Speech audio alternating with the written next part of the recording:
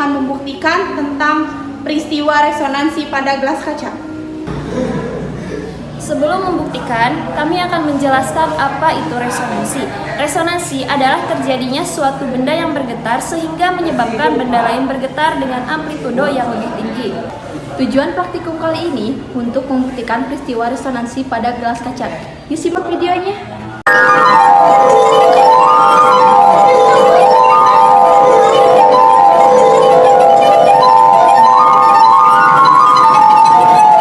Dapat kita lihat dari cuplikan video tadi bahwa gelas yang disentuh menghubungi. Bunyi yang dihasilkan juga berbeda-beda. Kok bisa begitu? Bagaimana kalau kita coba? Yuk kita coba! Baiklah teman-teman, di depan saya sudah ada 4 gelas. Gelas pertama berisikan full air, gelas kedua berisikan 3/4 air, gelas ketiga berisikan 1/2 air, gelas keempat berisikan 1/4. Langkah pertama, masukkan 3 ruas jari ke dalam gelas. Aduk, dan selanjutnya putar. Putarkan kepada bibir keliling gelas. Lakukan hal yang sama pada gelas kedua, ketiga, dan keempat. Pada percobaan pertama dapat kita lihat dan dengar bahwa gelas yang berisi full air akan menghasilkan suara yang lebih lemah dan berat. Pada percobaan kedua, suara yang dihasilkan dari gelas yang berisi 3/4 sedikit lebih nyaring daripada percobaan yang pertama yang berisi full.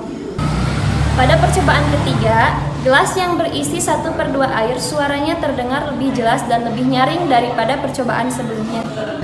Pada percobaan keempat, gelas yang berisi 1/4 air suaranya terdengar lebih jelas dan lebih nyaring dari 3 percobaan sebelumnya. Mengapa demikian? Pada percobaan pertama, mengapa bunyi yang dihasilkan lemah dan berat?